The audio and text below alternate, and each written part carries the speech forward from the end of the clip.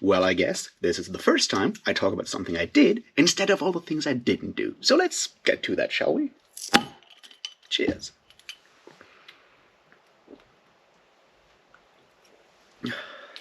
Welcome back, everybody, to my weekly navel-gazing, where we talk about all the things I did do last week, all the books I read last week, all the videos, and other rambling. And as I said, I'll definitely have to talk about something I did over the weekend, and we'll talk about that later on today. But first, let's go through the usual things. Which books did I read? I read Maror by Lavi Tidor, and it is exactly the book that I hoped it would be. It's fantastic, and there will be a review discussion kind of thing happening very, very soon. It was supposed to be out yesterday, but I just didn't wrap my head around enough of the thoughts to actually record it. But it's a great book. I read it. It's fantastic. And now I'm back reading Arthuriana. Le Morte d'Arthur, also, what's it called, Spear by Nicola Griffith. I'm really looking forward to that one. It's a short one, probably squeeze it in today or tomorrow. And there's obviously The Mist of Avalon that I'll try to get through, and we will see how that works. It's a bit of a bigger book, and, you know, that kind of stuff, because it is still, you know, Arthuriana week, I guess. So that's the reading part. I also am, you know, looking at two companions to Arthurian literature, the Blackwell Companion and the Cambridge Companion to Literature, to do some research there. And obviously I'm still reading The Modern Creation of Myth, which is a very tough book to read compared to a lot of other stuff that I've read recently, because it goes very deeply into, you know, Hegelian philosophy and shit like that, which is dense. So that's my reading for the moment, and obviously I'll read Nightwatch this week, because we'll talk about Nightwatch in our Discworld read-along on Sunday, and I'm excited because it's my favorite, probably my favorite, or one of my favorite Discworld novels ever. It's the darkest one. It's really, really good, and, you know, should you want to jump in, please do. It's worth it, I promise. It's, as I said, it's dark. Yeah, so that's reading plans for now, and then let's talk about videos and stuff. Because I did make videos last week. Wasn't that great? I did actually manage to make 2 videos. Promised more, and those, the ones that I promised, I didn't make, which is, you know, the one on The Amazing Maurice. That one didn't happen. The Maror video isn't out yet, but, you know, time and stuff. So there were 2 videos and the live stream on Saturday. I really enjoyed the live stream once again, even though, you know, we had some more serious discussions there.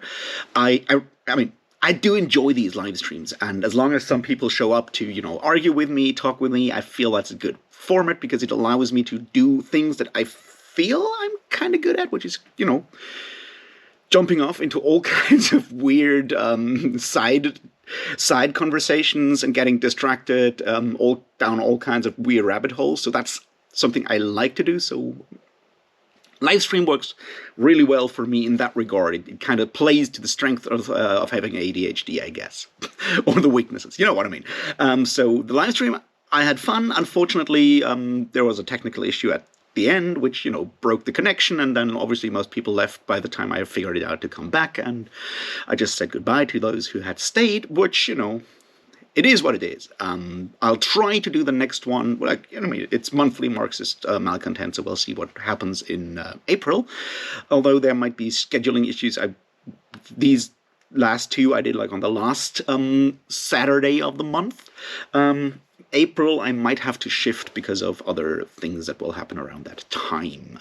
But we will see. Anyway, I hope you enjoyed the live stream. I certainly had fun. So let's talk about the videos I made, and then talk about all the other stuff. So the first video I made was the one about the Tolkien cult, as I called it. And I took a lot of time making that video. In fact, I made 4 different versions. The one that I uploaded is, in fact, the 4th one, because I feel strongly about that, and it's kind of, you know, the thing where I'm a Tolkien fan in a way. I like Tolkien's works. I find his, like, theories around creating myth and fairy tales and whatnot. I like these aspects of his writing as well. So I guess I'm a bit of a fan, I don't know.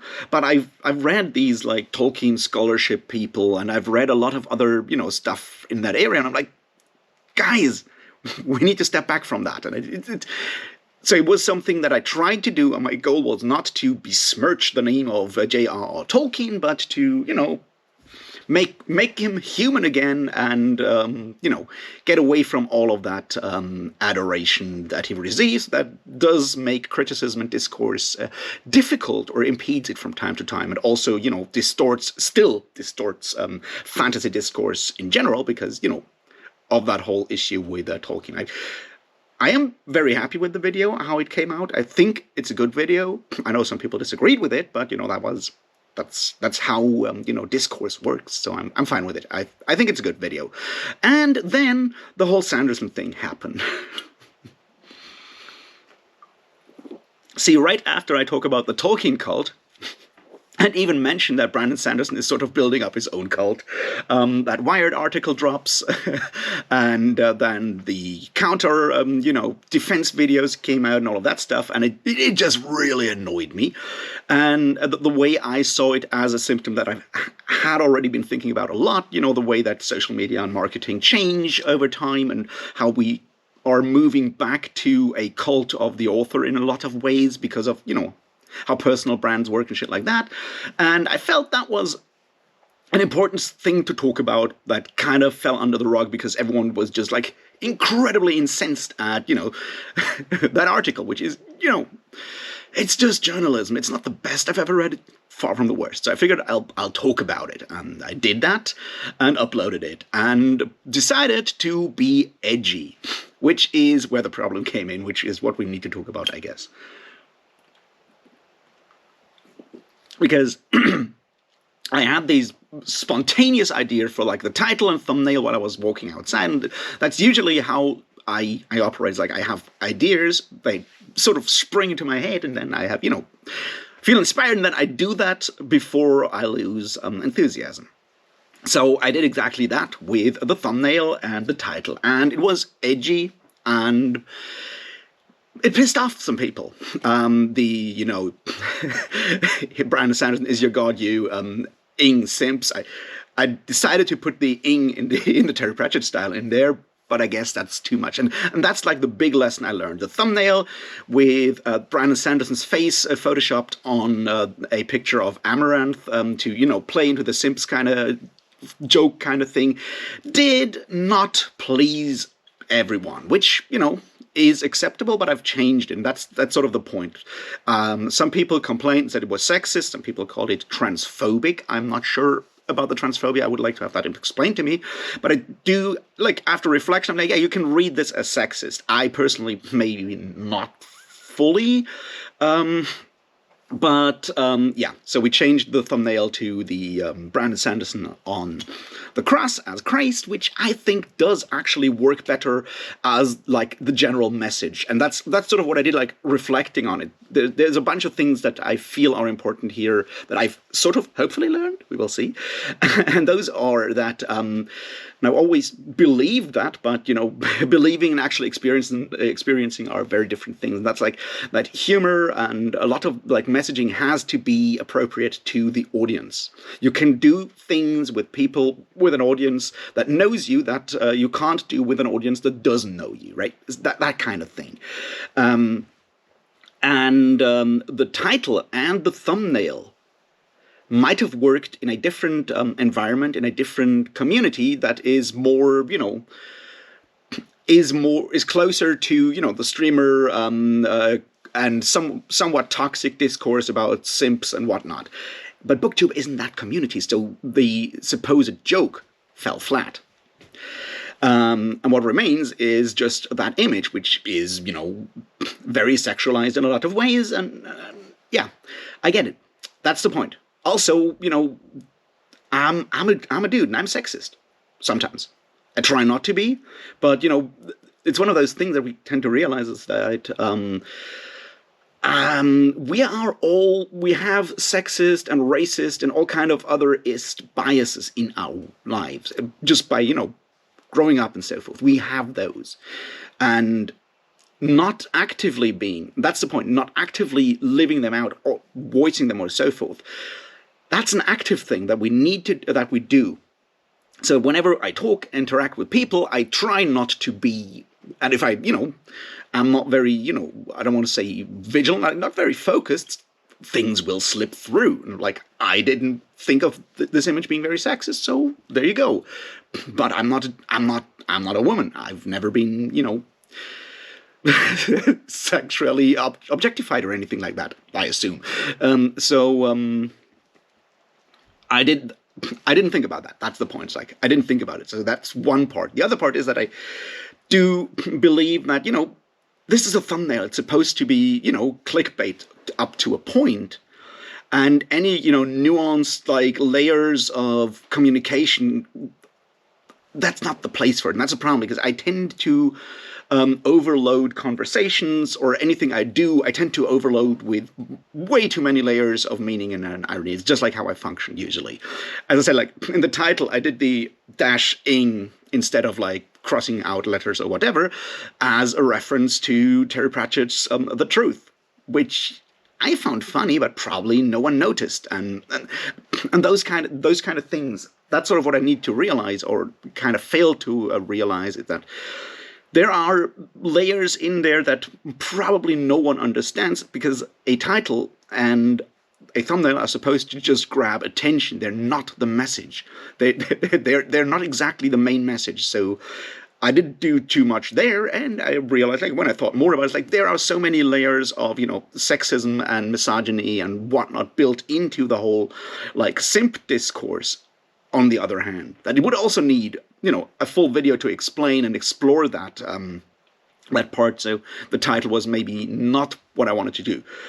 And at the end of the day, I figured with the, the message is even cleaner now with the cross and with the crucifixion, because, it's Brandon Sanderson is your God, and you have the Christ there, and there's obviously that like huge Mormon-shaped elephant in the room there, with that whole aspect of Brandon Sanderson being part of the Latter-day Saints, and all of these things. So I feel it's cleaner and better now, but it was something that I fucked up in that regard, in a way, because I didn't really, well, I went with my gut, and going with your gut is not always the smartest idea, and some people got very angry at me. I've lost 2, at least. I've lost a bunch of subscribers, but not too many. I've lost 2 very valued commenters and viewers, at least for now, which I'm definitely very sorry about, because I do value their opinions and views. And as I said, I listened to the criticism for the thumbnail, but yeah, losing people about that kind of stuff, especially with like such a small community and like very few people actually commenting on stuff, that does hurt, and that does impact me, because while there might be, parasocial relationships at hand here, there are also, like, I recognize names in comments, and when people come back, I also build up some form of attachment to recurring commenters and shit like that. You know what I mean? While I may not have my own Discord server, I do definitely interact with people commenting on my videos in other Discord servers, and so yeah, it hurt. But it's my thing. I've done it. I can't undo it. In a way, it'll stay there. Yeah, it did definitely hurt me, but it also led to me like thinking about, and had conversations about that, like thinking about like what I'm doing with my channel at the moment. And there's like 2 things that I feel I need to explore before we end this for today. And that's on the one hand, that yes, those 2 the Tolkien video and the Brandon Sanderson video are very critical also of booktube, you know what I mean? Or like book conversations and fandom in general. And that's sort of something that, kind of flies against the thing that I sometimes feel bad or angry or sad or whatever for not being part of the larger booktube community, for not getting asked to join read-alongs, collabs, or whatever, in a lot of ways, where other booktubers collab all the time, and I'm like always on the outside. And the question is, do I try to do that, or do I go and criticize the whole thing sort of from the outside? I guess you can't have both. And right now, I feel like I'm frustrated enough to just go down the way that I'm currently going, which is, becoming more and more political in these regards, more and more critical, and looking at these phenomena from the outside. The problem there, of course, is that I need to frame it in a way that makes it clear that I still love fantasy and science fiction books. I'm still going to read all of these. I'm coming from a place of love. I just feel we could do better in a lot of ways, and we need to be aware of the world out there, because there's double escapism here, right? Fantasy books, or books in general, can provide escapism, but, and that's the dangerous part, up to a point, fandoms do the same thing, but fandoms are interactive. They're groups. They change over time. So interacting within a fandom, or a community in this case, a booktube community, it's very easy to see that as like an extension of that escapism, which leads to, lack of criticism, almost toxic positivity, everyone wearing kid gloves all the time, that kind of stuff. And that can be dangerous because it makes it very difficult to avoid dangerous tendencies in a community or whatever you want to have. And that's sort of what I'm worried about. That being said, we need to come to the other part, and that's the self-reflecting part. See, I've spoken about my mental health and stuff like that. I'm taking antidepressants. They're slowly, the doses are slowly being ramped up and stuff like that. And I am constantly worried about the fact that that will influence like how I act and how I interact. And so there is the chance that like I would not have gone with a, say, edgy, somewhat critical, I don't even think very angry, but, the video about Brandon Sanderson and that title and thumbnail. There's a good chance I would not have done that, say, in December or November when I was really, really down. So there's a question there whether that is an effect of a medication in a way that I'm not aware of, or I'm in a way that I can't measure, is I guess my point. And I'm wary of that. I'm worried of that because there is a chance that that if you go into that more like hyper state in a way, you smash a lot of stuff. It's I'm not going to go full Kanye West on you, but there's that danger that you suddenly feel more empowered or whatever, and just become less aware of others. I mean that's basically at the core of the whole thing, right? It's like on the downside of this curve, right? Like when I was really depressed, and I'm still not good, right? It's very easy to overvalue the opinions of others, or constantly imagine bad opinions of others out there. But when that flips too far, you're like, yeah, fuck the opinions of others. I know the truth. I have to tell you the truth. And Brandon Sanderson sucks. Well, you know what I mean. And I tend to become more abrasive in these situations. I'm aware of that. And the question is like, at what point does this become like an actual medical problem? Well, I guess I'll find out when I talk to my doctor the next time. But, at what point does this become like, does that damage things that I try to do? I mean, I've been doing this for 2 and a bit years now, and I don't want to say I built like a community, but yeah, you know what I mean? And that's sort of like the thing that has, certainly been bugging me since Saturday, because while I stand behind every point I made in the Brandon Sanderson video, I'm like, where am I going from here? And am I already too far up this curve? And should I be more careful and more weighed down? So on the one hand, I want to go out and, smash things because I've been listening to a lot of punk rock recently, and be an angry leftist in BookTube. On the other hand, I'm like, am I, is this the real me? I guess is a question there, and yeah, frankly, I don't know. So we'll see how all of that goes in the near future. But yeah, the goal for now is to read a lot of Arthuriana, so I can actually make that second part of the Sunday school video that I didn't make yesterday, because reading a lot of Arthuriana does take a lot of time. So that's sort of where I am right now. And yeah, I hope you had a good week, despite everything. I hope you read good books. I hope you keep reading good books.